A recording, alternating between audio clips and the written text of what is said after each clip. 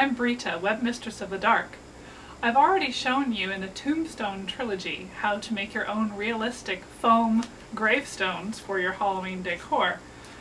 I have had mine last up to 7 years already, but some of them I made a little plain on purpose because there were more modern people on the epitaphs. And now I think I want to enhance them a little bit more, make them a little older, inspired by my recent trips to places with older graveyards like England and Ireland. So I have seen a lot of mossy and overgrown with vines in the graveyards I've visited, so I'm going to see if I can duplicate that on my foam gravestones that I've already made. So start with a base coat that's already been aged, like the techniques I showed in the Tombstone trilogy episodes. Then take some black paint and some green paint, acrylic paint, to make sure that in case there's any foam that's bare, that you don't eat it away with any other kind of paint. Oil-based paint does not do well with styrofoam.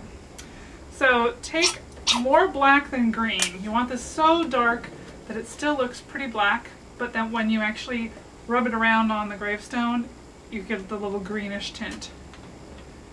So we're going to mix those up. Use a messed up brush because you're just going to mash it around. So I'm going to go ahead and mix them right with the brush. You can see how dark a green that really is. It's almost black, but if you show it against some white, there is a green tint to it. So that's as dark as you want it. I'm using paper towels. You can also use a rag. It's going to get really messy, so don't worry about that. So first what I'm going to do is dab on just a little bit in random bits around the edges, like the moss is growing and it's totally disfigured the gravestone. So I start on the edges, splop a little on there, and then quickly rub it around.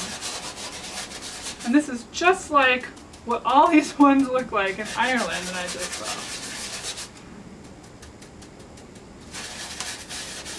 So change it around a bit. You know, you don't want totally all green, because that's just a green gravestone, but you want to make sure that you have, you know, mottled effect and different shades of green where moss has grown more than others.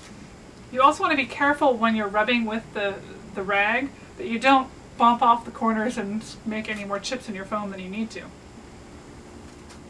Don't forget to get around the edges as well. The moss isn't only going to grow on the front. So I'm going to keep working on this, and we'll see how it looks after I'm done. Okay, I think I have this one how I'd like it. At least enough moss. You can see there's plenty of moss around the edges. And I didn't want to cover the inscription because I worked really hard on that. I want people to be able to read it and appreciate the joke here. So now we need to make sure it's completely dry. This is such a thin layer of paint, it shouldn't take too long to dry, but you don't want globs of paint when you're trying to work with the vines that you're going to add to it as well for the overgrowth. You can of course leave some just mossy, not all of them have to have vines growing over them, but I'm going to add vines to this one just because I want to. To anchor the vines to the gravestones, I'm going to use wire with little kind of staples that I'm making here out of my own wire. I think that's a better idea because I'll be able to reposition the vines next year if I want to, or if they have a problem in storage, or if they fall apart. And if I try to use glue, I don't have the confidence it's going to stay for the plastic to the foam. So these are going to have small enough holes that you're not going to really be able to see the hole once after you've taken it out, so you'll be able to reposition if you need to.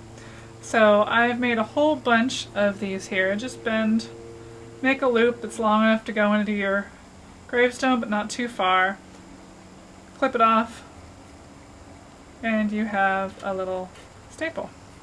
So make a bunch of those so they're all ready to go, and then get ready for the vines. Now we're ready to add the vines. This is just a fake piece of ivy from a craft store that has a floral section. This one I think was about $5 regular price. I used a coupon. Save up your coupons or wait till it goes on sale and stock up. Depending on how many gravestones you're doing, it will depend on how much ivy you actually need. I wasn't able to find other kinds. Ivy is a really good trailing one. I saw lots of ivy when I saw all the gravestones that inspired me. So I'm going to leave it together on the little stem. This is a sprig instead of a long trailing vine. But that's good because it grows out from the ground, you know, it has to grow from somewhere. So I'm going to stick this one on the corner. And I think it's just, I want it to go around the edge because that will look natural. I want some growing up the side. I think I want this one across the bottom. It'll help hide the little stem here. And then I'm just going to start pinning things with my little wire pins to hold them in the place where I want. So just arrange the vines how you want them. I want some going up the side here and kind of going around the edge. That makes it look more natural. I think this one would look good wrapped around this way maybe. Not sure. So you want some to be left loose because that will look more natural and give you movement like in the breeze with your fog machine. But definitely tack them down where you want to. Now make sure you have them straightened. And then tack it in just like over here I think would be good. This one I think needs to be tacked right here. So I'll just ease that into the foam. At an angle is good because then it'll help against gravity. Poke it down nice and close to the foam.